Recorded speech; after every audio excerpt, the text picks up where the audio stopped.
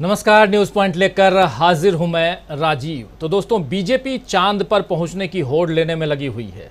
अनुराग ठाकुर ने तो कह भी दिया है कि ये तो शुरुआत है, अब सूरज और शुक्र तक जाने की तैयारी है।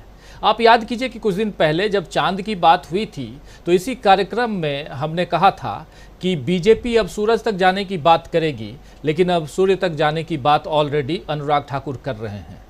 सूर्य तक जाने का मतलब आप समझ सकते हैं। खैर, मंगल, शुक्र और सूर्य पर बीजेपी जो है वो पहुंचना चाहती है, तो बीजेपी अब आसमान की तरफ देख रही है, मगर शायद उसे पता नहीं कि उसके पैरों तले की जमीन जो है वो खिसक रही है। ऐसा यहाँ इसलिए कह रहा हूं क्योंकि इंडिया गठबंधन ने बीजेपी की चुनौतियों को बढ़ा दिया है। 31 और 1 तारीख को, यानी 31 अगस्त को और 1 सितंबर को इंडिया गठबंधन की महाराष्ट्र में होने वाली जो बैठक है उस बैठक की तैयारियों में जुटे कांग्रेस नेता मिलिंद देवड़ा ने बताया है कि महागठबंधन के साथियों में सीट बंटवारे को लेकर के असहमति लगभग बन गई है और पटना और बेंगलुरु के बाद मुंबई की बैठक भी काफ़ी खास होने वाली है। इससे पहले उधर तेलंगाना में कांग्रेस अध्यक्ष मल्लिकार्जुन खड़गे ने भी इस बात का खुलासा किया है कि आखिर 26 विपक्षी पार्टियों ने इंडिया गठबंधन क्यों बनाया। खड़गे साहब ने कहा है कि हम 26 पार्टियां केंद्र में पीएम मोदी के नेतृत्व वाली भाजपा की सरकार को हटाने के लिए तैयार हैं। वहीं उन्होंने तेलंगाना में सत्तारूढ़ बीआरएस के मुखिया केसीआर के लिए कहा है कि उन्होंने कभी किसी बैठक में भाग नहीं लिया और कभी नहीं कहा कि बीजेपी को हटाने के लिए हम एक साथ आएंगे। यानी खड़गे साहब ने केसीआर को बीजेपी का साथी ठहरा दिया है। तेलंगाना में खड़गे ने अमित शाह को भी करारा जवाब दिया है। उन्होंने कहा है कि आजकल अमित शाह जी पूछ रहे हैं कि कांग्रेस ने 53 साल में क्या किया। 1947 में देश में साक्षरता दर केवल 18% थी, लेकिन हमने इसे 74% तक किया। उसमें मोदी और शाह और केसीआर सब शिक्षित हुए, उसी जो 18% से 74% किए। कांग्रेस ने आज़ादी के बाद 562 रियासतों को देश में मिलाया है। सरदार वल्लभ भाई पटेल ने देश को एक किया, देश के संविधान को बनाया और देश को संविधान बाबा साहब आम्बेडकर और कांग्रेस ने दिया। आईआईटी, आईआईएम, एम्स, इसरो और डीआरडीओ, ये सब कुछ पंडित जवाहरलाल नेहरू और कांग्रेस की देन है। आइए जरा सुन लेते हैं क्या कुछ कह रहे हैं तेलंगाना के चुनावी प्रचार में जो भाषण दे रहे हैं तो मल्लिकार्जुन खड़गे। जरा सुनिए मल्लिकार्जुन खड़गे को। एमपी के सागर जिले में दबंगों ने एक दलित युवक की पीट कर उसकी जान ले ली है। आरोप है कि मृतक को बचाने आई उसकी मां के क्या तो मल्लिकार्जुन खड़गे को अभी हम सुनाते हैं, लेकिन उधर मल्लिकार्जुन खड़गे ने कांग्रेस अध्यक्ष बीजेपी को चेतावनी देते हुए भी वो नजर आए। कांग्रेस अध्यक्ष जो है वो बीजेपी को चेतावनी देते हुए नजर आए और सागर में एक दलित की हत्या पर खड़गे साहब ने साफ साफ लिखा कि सागर में संत रविदास मंदिर बनाने का नाटक करने वाले प्रधानमंत्री मध्य प्रदेश में लगातार हो रहे दलित और आदिवासी उत्पीड़न और अन्याय पर कुछ नहीं बोलते। मुख्यमंत्री भी कैमरे के सामने वंचितों के पैर धोते हैं। मध्य प्रदेश की जनता भाजपा के झांसे में नहीं आने वाली है। समाज के वंचित और शोषित वर्ग की पीड़ा का जवाब उसे कुछ महीनों बाद मिल जाएगा। भाजपा का जाना तय है। आपको बता दें दोस्तों कि मध्य प्रदेश में इस साल के अंत में विधानसभा चुनाव होने हैं। कांग्रेस ने कहा है कि वो भाजपा को सत्ता से बाहर कर देगी। कांग्रेस के ये तेवर बीजेपी की चुनौती को और बढ़ा रही है। वहीं अब वीएचपी यानी विश्व हिंदू परिषद जैसे हिंदुत्ववादी संगठन भी बीजेपी के बस में नहीं आ रहे हैं। धार्मिक विवाद के कारण अधूरी रह गई मेवात की ब्रज मंडल यात्रा जो है, धार्मिक यात्रा को अब 28 अगस्त को निकाले जाने को लेकर आयोजक जो हैं वो अड़ गए हैं। वहीं धार्मिक यात्रा के लिए प्रशासन की मंजूरी लेने की अनिवार्यता को खारिज करते हुए विश्व हिंदू परिषद ने कहा है कि धार्मिक यात्रा के लिए अनुमति ली नहीं जाती है। धार्मिक यात्रा के लिए प्रशासन स्वयं आगे बढ़कर सहयोग और सुरक्षा देता है। इसके बाद नूह में जिला प्रशासन ने शनिवार को धारा 144 लागू कर दी है। जिले में 26 अगस्त से 29 अगस्त तक इंटरनेट सेवाएं भी बंद कर दी गई हैं। प्रशासन ने शोभा यात्रा को निकालने की अनुमति देने से इनकार कर दिया है। इसके बावजूद हिंदू संगठन 28 अगस्त को शोभा यात्रा यानी धार्मिक जुलूस निकालने पर अड़े हुए हैं। खुलेआम चेतावनी दे रहे हैं कि आप परमिशन दो या न दो, हम तो यात्रा निकालेंगे। और इधर G20 के लिए चमकाई जा रही दिल्ली पर आज खालिस्तान समर्थक नारों के कारण बीजेपी की साख पर दाग लगते दिख रहे हैं। दिल्ली पुलिस के मुताबिक दिल्ली के 5 से ज्यादा, जी हां, 5 से ज्यादा मेट्रो स्टेशन की दीवारों पर किसी ने खालिस्तान समर्थक नारे लिख दिए दिल्ली में, और तब जबकि अब दिल्ली को चमकाया जा रहा है G20 की बैठक के लिए। तो देश और उसकी राजधानी यानी दिल्ली बीजेपी से संभल नहीं रहे हैं, लेकिन पीएम मोदी अब भी मन की बात करने में लगे हैं। आज की मन की बात में पीएम ने तेलंगाना चुनाव का ध्यान रखा और संस्कृत के लिए तेलुगु का भी, वहां संस्कृत के साथ साथ तेलुगु का जिक्र करते हुए कहा कि भारत की एक और मातृभाषा है, गौरवशाली तेलुगु भाषा है। 29 अगस्त को तेलुगु दिवस मनाया जाएगा, ये कह रहे हैं नरेंद्र मोदी, देश के प्रधानमंत्री। वहीं चंद्रयान मिशन को लेकर उन्होंने कहा कि आपको याद होगा कि इस बार मैंने लाल किले से कहा है कि हमें महिलाओं के नेतृत्व में डेवलपमेंट को राष्ट्रीय चरित्र के रूप में सशक्त करना है। भारत का मिशन चंद्रयान नारी शक्ति का भी जीवंत उदाहरण है। इस पूरे मिशन में अनेकों महिला वैज्ञानिक और इंजीनियर्स सीधे तौर पर जुड़ी रही हैं। भारत की बेटियां अब अनंत समझे जाने वाले अंतरिक्ष को भी चुनौती दे रही हैं। किसी देश की बेटियां जब इतनी आकांक्षी हो जाएं, तो उस देश को विकसित बनने से भला कौन रोक सकता है, ये कह रहे हैं प्रधानमंत्री नरेंद्र मोदी। जब पीएम ये नारी शक्ति के बारे में ये सब कह रहे थे, तो उन्हें महिला पहलवानों और मणिपुर की महिलाओं का शायद ध्यान नहीं आया होगा। वैसे पीएम महिलाओं पर और उनके द्वारा चलाए जा रहे उद्योगों पर ध्यान न दें, लेकिन राहुल गांधी का एक वीडियो आज आया है जिसमें कड़वी सियासत में मिठास घोल दी है राहुल गांधी ने।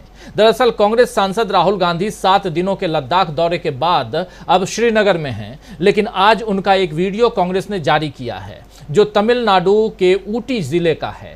आप जानते हैं दोस्तों कि इस मानसून सत्र के दौरान राहुल गांधी की संसद की सदस्यता बहाल हो गई थी। राहुल गांधी संसद में वापस आ गए थे। सांसदी बहाल होने के बाद राहुल गांधी ने अपने संसदीय क्षेत्र वायनाड का दौरा किया था, जो केरल में है। केरल के अलावा राहुल गांधी तमिलनाडु के ऊटी भी गए। ऊटी के पास बसे हुए मुथुनाडु गांव में टोडा आदिवासी समुदाय के लोगों से उन्होंने मुलाकात की और यहां पर राहुल गांधी की आदिवासियों के साथ डांस करते हुए तस्वीरें भी सामने आई थीं, आप याद कीजिए। और इसी दौरान उन्होंने इस चॉकलेट फैक्ट्री का दौरा किया था। इसको लेकर राहुल गांधी ने ट्विटर पर एक वीडियो शेयर करके अपना अनुभव शेयर किया है और मॉडीज चॉकलेट की कहानी बताई है। ट्विटर पर वीडियो शेयर करते हुए राहुल गांधी ने लिखा है कि 70 अविश्वसनीय महिलाओं की एक टीम ऊटी की प्रसिद्ध चॉकलेट फैक्ट्रियों में से एक को चलाती है। मॉडीज चॉकलेट्स की कहानी भारत के एमएसएमई की महान क्षमता का एक उल्लेखनीय प्रमाण है। नीलगिरी की मेरी हालिया यात्रा के दौरान जो कुछ सामने आया वो यहाँ दिया गया है, आप भी देखिए, ये कह रहे हैं राहुल गांधी। अब चलिए आप भी देखिए, तो ज़रा हम देख लेते हैं। शुरुआत करते हैं राहुल गांधी जी ने जो ट्वीट करते हुए पहला वीडियो जारी किया है, उस वीडियो को देखते हैं। ज़रा स्क्रीन पर लाइए। We are from Modi's. We've been a chocolate brand in the hills, in the Nilgiris from 1951. I've got around 70 ladies working for me and they are the breadwinners of their families. What is the GST that you pay? 18%, the highest percentage. So that's a problem in the whole country. Notice after notice after notice. Well, our thing is that GST should just be one tax. Correct, sir. So how can we help? We have a small industrial estate where we are based at, and we've been requesting give us a better infrastructure. If you give me a note, yes, sir. I'll try and see if I can help you. பல நாட்டுக்கு நம்மளுடைய production நல்லா போகணும். இது வந்து ஒரு பெரிய gift opportunity எங்களுக்கு கிடைச்சது. Very good. Can you do me a favor? Can you give me your autograph? Thank you, darling.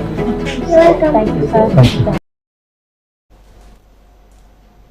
तो आप देख रहे हैं ऊटी में राहुल गांधी ये पूरा एक स्नैपशॉट कह सकते हैं इस वीडियो का उन्होंने जारी किया। इसके बाद पूरे 7-7.5 मिनट का वीडियो है, उसके कुछ अंश आपके सामने और रखना चाहूँगा। ऊटी जब ये पहुँचते हैं, इस फैक्ट्री में पहुँचते हैं, तो कैसे पहुँचते हैं, क्या उनका किस ढंग से स्वागत सत्कार होता है, कैसे मुलाकातें होती हैं, ज़रा उसकी एक वानगी देखते हैं। देखिए।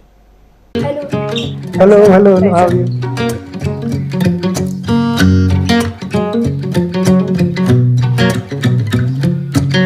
Are you going to show me कैसे करोगे? Do I need this? Do I need this also? Yes, you're making the chocolate, is Okay, it? we put on. We do whatever you say.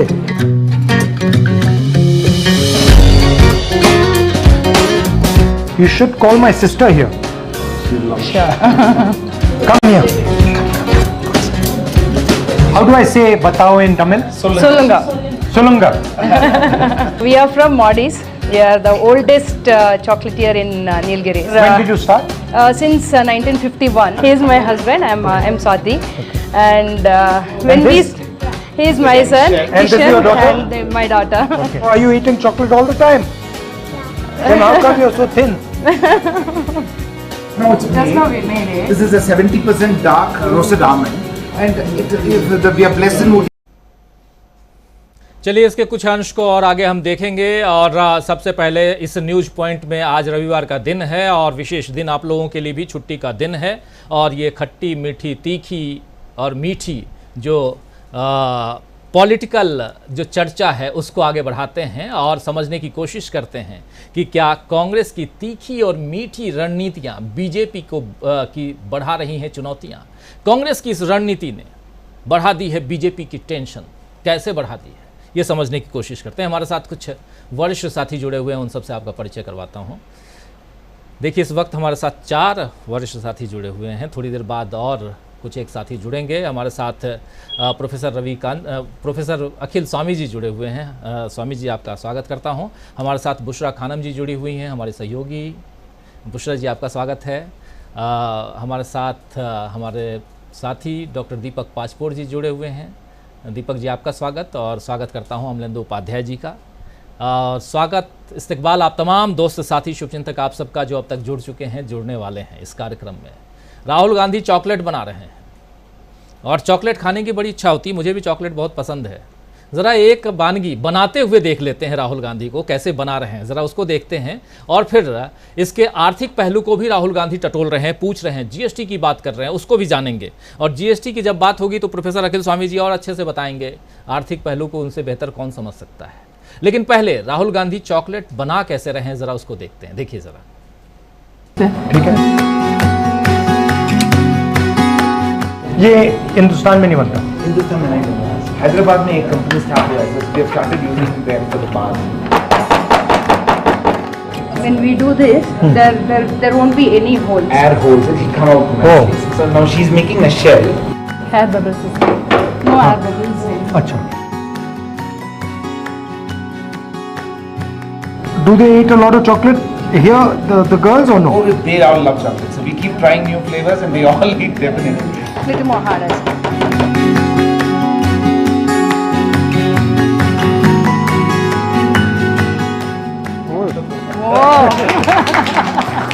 பல நாட்டுக்கு நம்மளுடைய production நல்லா போகணும். இது வந்து ஒரு பெரிய கிஃப்ட் ஆப்பர்ச்சுனிட்டி எங்களுக்கு கிடைச்சது.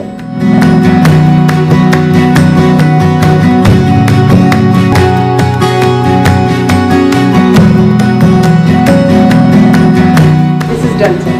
Thank you.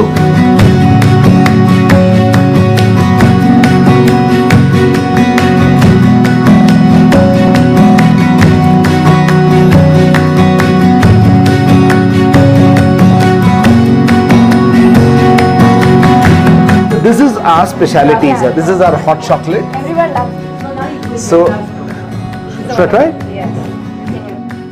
made with the chocolate. Acha. So it has milk, cream and chocolate. That's it, sir.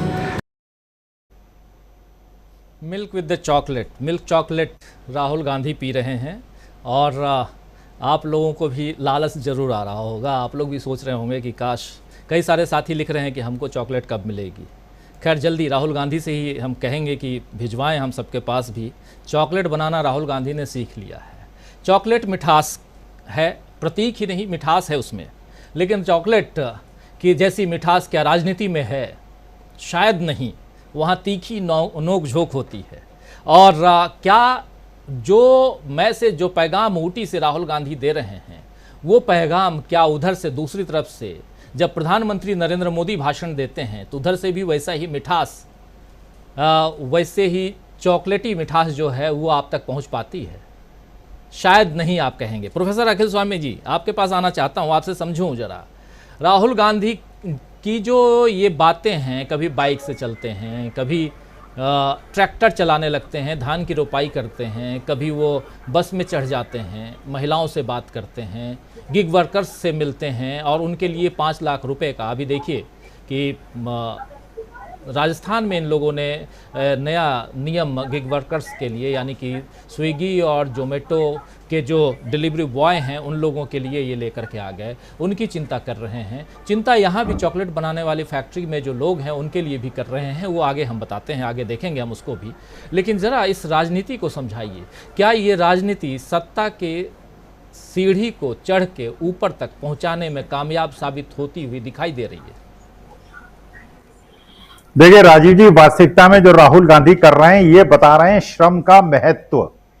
श्रम का महत्व क्या है? देखिए, जो भी जिस रोजगार में है, मैं शिक्षक हूं, मेरे लिए शिक्षा जो है मेरे पेट भरने का साधन है और अपने बच्चों से संवाद करना मेरे लिए बहुत पूजनीय काम है। जो भी व्यक्ति जो काम करता है उसके लिए वो पूजा स्थल होता है। जो भी काम करता है, जूता गांठने वाला जो है उसका भी वो रोजगार है, वो उसको माथा लगाता है, अपने माथे से लगाता है। तो राहुल गांधी हर प्रकार के श्रम को श्रद्धेय बना